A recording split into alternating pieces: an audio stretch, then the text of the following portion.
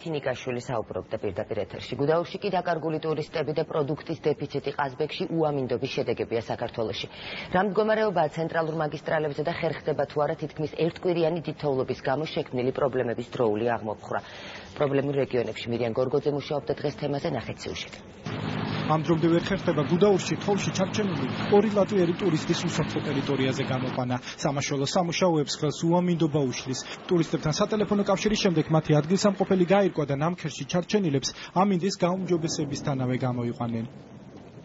ამ ეტაპზე ისინი უზრუნველყოფილი არიან როგორც საკვებით, ასევე აქვთ შესაბამისი აღჭურვილობა, კარავი და ასე შემდეგ და ამ წუთისათვის პრობლემა არ არის. მიმდინარეობს მუშაობა, რაც შეიძლება მალე მივახციოთ მათთან და მოვახდინოთ მათი გამოყვანა.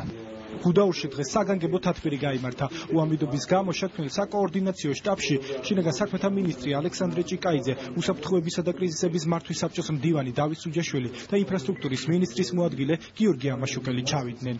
გუდაურში გზა სამწუხაროდ გაწმენდილია, მიმდინარეობს როგორც დაინახეთ, მიმდინარეობს უკვე მეორე მთლის გაწმენდა, ამიტომ თანამშრომლები მუშაობენ. თითოეულობამ პრობლემები შექმნა სვანეთშიც, სადაც თოვლმა ელექტროგადამცემი ხაზები დააზიანა და მოსახლეობა ელექტროენერგიის გარეშე დარჩა.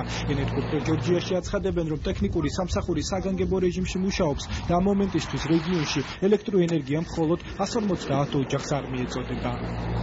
ხები დაიქცა და ზულდის ხაზე სარდენი გაწყდა ზულდის სკოლოთან დამაკავშირებელი ხატოლის სკოლოთან დამაკავშირებელი მულტიტემიერი ელექტროენერგია რო ამიეწოდება. ამ დროისთვის მესტიის რაიონის უმეტესობას დიდ ნაწილს ელექტროენერგია მიეწოდება. ინფორმაციისთვის მინდა გითხრათ, რომ იქ არის დაახლოებით 2500 მოსახლე და აქედან მხოლოდ აი ამ წუთებისთვის დაახლოებით 150 მოსახლეს არ მიეწოდება ელექტროენერგია.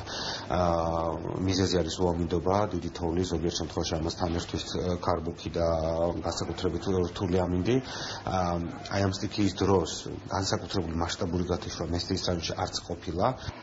უამინდობის გამო საკვების შეტანა ვერ ხერხდება ყაზბეგში. მცხეთა-მთიანეთის გუბერნატორის განცხადებით პროდუქტების მარაგი მოსახლეობას აქვს, თუმცა თოვის გაგრძელების შემთხვევაში სიტუაცია გაუარესდება. მე სოში ვარ და სოში არაფერია პრობლემა და რაიონში ჩვენ მგონი რომ არ უნდა იყოს ერთჯერობით პრობლემა.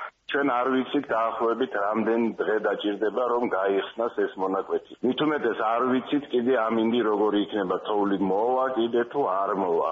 ამიტომ ვფიქრობთ, როგორც კი ფრენის საშუალება ექნება, პირველადი მოხმარების რაღაც საგნები, რომელიც შეიძლება სტეფანწმინდაზეა საუბარი, სადაც კურსად ხოვენ, ტურისტები არიან, რომ იქ არ შეიქმნას რაღაც დეფიციტი.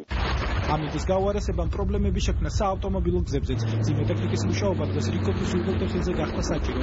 ჩუმათელეთი ხუნევის მონაკვეთზე გუშინდელი ღამის შემდეგ მისაბმელიანი და ნახევრად მისაბმელიანი ტრანსპორტის მოძრაობა აიკრძალა, მაგრამ ამ დროისთვის უღელტეხილზე მოძრაობა ყველა სახის ტრანსპორტისთვის თავისუფალია.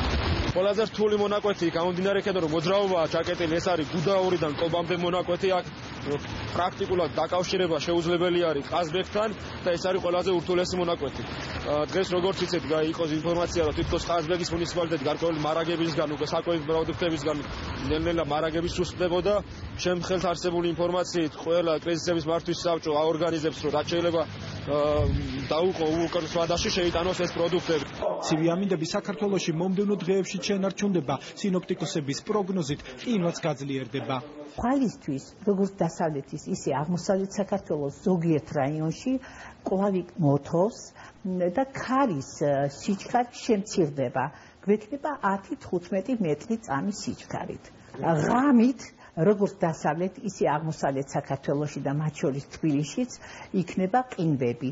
დასავლეთ საქართველოს დაბლობში გვექნება -1-6 გრადუსი ყინვა, ხოლო აღმოსავლეთ საქართველოში 4 გრადუსი ყინვა, 1 გრადუსი სითბო. თბილისში -3 გრადუსი ყინვა დაფიქსირდება.